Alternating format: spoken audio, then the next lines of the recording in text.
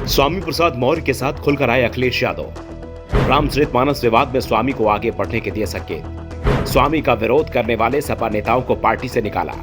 Party नेताओं को अखिलेश का संदेश, स्वामी के खिलाफ बोले तो निष्कासन तय।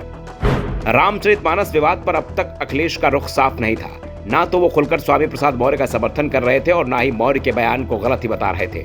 शिवपाल यादव ने जरूर मौर्य के बयान को उनका निजी बयान बता दिया था, लेकिन अब अखिलेश यादव ने साफ कर दिया है कि उनका समर्थन मौर्य के साथ है। इसका पहला संकेत मिला सपा के प्रमुख महासचिव रामगोपाल यादव के बयान से।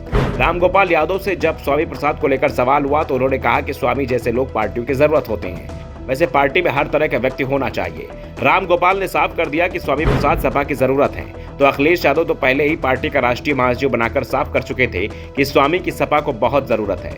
अखिलेश का समर्थन पाकर स्वामी प्रसाद के तेवर और तीखे हो गए। स्वामी प्रसाद रामचरितमानस के खिलाफ जितना तीखा बोल रहे हैं, बीजेपी को उसका उतना ही फायदा हो रहा है। वैसे फायदा सपा को भी हो रहा है, नुकसान सिर्फ मायावती के हिस्से ज्यादा दिख रहा है। आमने सामने की लड़ाई में सपा और बीजेपी दोनों ही अपना अपना फायदा देख रहे हैं। दरअसल अखिलेश की नजर इस समय मायावती के वोट बैंक पर ही टिकी हुई है। स्वामी प्रसाद मौर्य का लंबा समय बीएसपी में ही बीता है, इसलिए अखिलेश ने बीएसपी के वोट को एसपी में लाने के लिए जिम्मेदारी स्वामी प्रसाद मौर्य को सौंप दी है।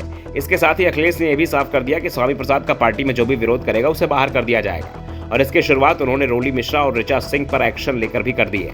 दोनों नेताओं को सभा से बाहर कर दिया गया क्योंकि दोनों ही सोशल मीडिया पर स्वामी प्रसाद मौर्य के बयान का लगातार विरोध कर रहे थे। इन दोनों नेताओं पर कार्रवाई के जरिए पार्टी ने साफ कर दिया है कि स्वामी प्रसाद मौर्य के बयान के खिलाफ अगर पार्टी में कोई अलग ध्रुव दिखा तो उस पर कार्रवाई होगी। वहीं स्वामी प्रसाद मौर्य को साफ संदेश है कि वे अपने अभियान में लगे रहे। पार्टी के भीतर से उनके खिलाफ कोई आवाज नहीं उठेगी, और उठेगी तो उसे पार्टी से निकाल दिया जाएगा। अखिलेश यादव का साथ मिलने के बाद से ही स्वामी प्रसाद मौर्य भी पूरी ताकत से भगवान ब्रिगेड के खिलाफ अभियान में जुट गए हैं। हनुमानगढ़ी के साधु महंत राजू दास के साथ ही हाल ही में स्वामी प्रसाद मौर्य का विवाद हो गया था। इस विवाद में भी सपा स्वामी प्रसाद मौर्य के साथ खड़ी हुई दिखाई दे रही है।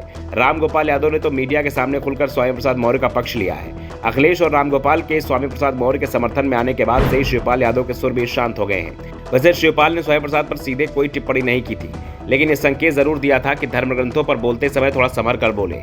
लेकिन अब अखिलेश यादव के सामने आने के बाद से ही शिवपाल के सुर भी इसे लेकर शांत पड़ गए हैं। साफ है स्वामी प्रसाद मौर्य आने वाले समय में रामचरितमानस को लेकर और भी तीखे तंज कसेंगे। वैसे भी वो ऐलान कर चुके हैं कि जब समाजवादी पार्टी की सरकार बनेगी तो रामचरितमानस को बैन कर देंगे। इसे लेकर भी विवाद हुआ था। स्वामी प्रसाद मौर्य के विवाद की परीक्षा अखिलेश निकाय चुनाव में करने की तैयारी में है। अगर इस विवाद के साए में निकाय चुनाव होते हैं तो सपा को समर्थन मिलता दिखता है, तो रामचरितमानस विवाद को सपा और तेजी से आगे बढ़ाएगी। लेकिन विवाद का असर उल्टा हुआ तो रणनीति को बदल दिया जाएगा। लेकिन निकाय चुनाव तक मानस पर विवाद बना रहा। दूसरी ओर बीजेपी भी इस विवाद के सहारे वोटों की फसल बटोरने में लगी हुई है।